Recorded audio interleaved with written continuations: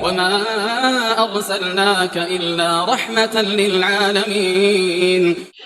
Kemudian seputar hari Arafah, berarti tanggal 9 Dzulhijjah. Keutamaannya dari dari Umar bin Khattab berkata bahwasanya seorang Yahudi berkata kepada Umar bin Khattab, ayatun fi kitabikum taqra'unaha law alaina ma'syarul yahud nazalat latakhadna dzalikal yawm aidan. Ayat di dalam Qur'anmu, dalam kitabmu yang kalian baca, sekiranya itu turun kepada orang-orang Yahudi, ya, maka akan kami jadikan hari raya. Kemudian Umar bertanya, ayu ayat, ayat yang mana? Qala, orang Yahudi itu berkata, al yauma akmaltu lakum dinakum wa atmamtu alaikum nikmati wa raditu lakum al-Islam madinah. Ayat itu loh gitu, pada Quran surat Al-Maidah. Al-Maidah atau apa intinya? Nah, kemudian kemudian Umar berkata, qad arafna dzalikal yaum. Pada hari itu aku tahu harinya. Wal makan, tempatnya ya tahu. Alladzi nazalat fi, di mana ayat itu turun aku tahu. Ala Nabi sallallahu alaihi wasallam. Wa huwa qaimun bi Arafah. Pada waktu itu beliau berdiri di Arafah yaumul Jum'ah, pada hari Jumat. Nah, dari sini ketahuan nih kelakuan orang Yahudi itu apa? Sering bikin-bikin acara perayaan. Makanya orang Islam tuh kalau dikatakan Nabi SAW hari Id kita perayaan kita ya cuma Idul Fitri, Idul Adha, ya udah gitu, nggak usah bikin perayaan macam-macam. Yang suka bikin perayaan macam-macam aneh-aneh ini orang-orang Yahudi. Dikit-dikit perayaan, dikit-dikit perayaan. Dapat dikit dirayakan. Nah, Umar bin Khattab ketika dikatakan gini apa terus besoknya bikin perayaan? Udah gitu. Nggak pernah Umar bin Khattab mau bikin kayak gitu. Dan itu ternyata di hari Arafah pada hari Jumat. Dan beliau waktu itu berdiri.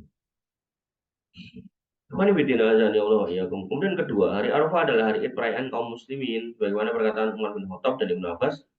Ibnu Abbas berkata surah Al-Maidah ayat 3. Ya, ini Al-Maidah. Al-yawma akmaltu lakum dinakum. Turun pada hari Id, yaitu hari Jumat dan hari Arafah. Umar berkata keduanya hari Jumat dan hari Arafah.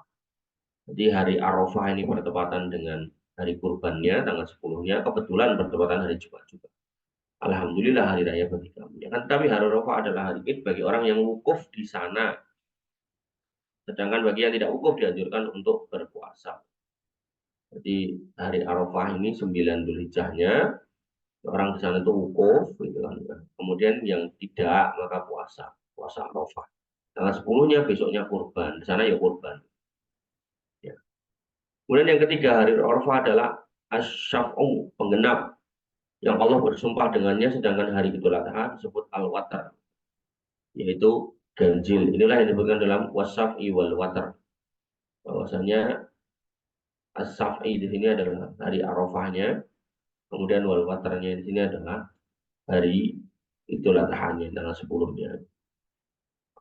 Demikian perkataan Ibnu Rajab Al-Hambali. Namun Ibnu Jauzi dalam Saat Al-Masir menukil pendapat sebaliknya, yang dimaksud Al-Watar adalah Arafahnya, karena Arafah tanggal 9. Ini yang ganjilnya. Kemudian As-Saf'unya ini adalah hanya karena 10. Jadi ada khilaf ulama ya. Dan saya cenderung yang kedua, karena kembali ke tanggalnya itu 9 ganjil.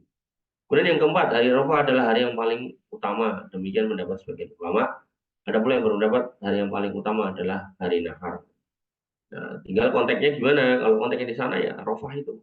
Kalau konteksnya di sini ya pas kurban itu. Allah Ta'ala.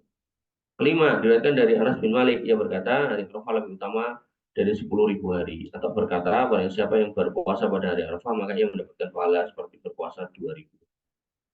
Nah, tentu puasa di sini maksudnya adalah puasa sunnah. Allah Ta'ala. Keenam, hari Arafah menurut sekelompok orang salaf disebut hari Haji Akbar. Arafah itu Haji Akbar. Yang berpendapat seperti ini adalah Umar dan ulama lainnya, sedangkan ulama lainnya menyelisih hal ini.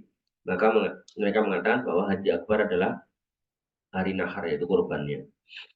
Kemudian yang ketujuh, puasa pada hari Arafah akan mengampuni dosa 2 tahun, yaitu setahun sebelumnya, setahun setelahnya, sebagaimana sabda Nabi SAW dari Qatadah, Syamu yaumi Arafah, ahtasibu alallahi ayyukaffira sana alladzi qablahu wa sana alladzi ba'dahu. Ya, puasa Arafah 9 Dzulhijjah dapat menghapus dosa setahun yang lalu dan yang akan datang. Kemudian wasiyamu yaumul Asyura pada 10 Muharram kalau berpuasa, ahtasibu.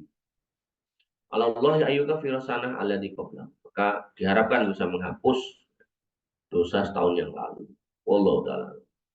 Kemudian yang kedelapan, hari Arafah adalah hari pengampunan dosa dan pembebasan dari siksa api neraka. Sebagaimana Ramadan itu setiap harinya adalah pengampunan dosa dan pembebasan dari api neraka. Maka Arafah itu khusus ya, tanggal 9 Dzulhijjah.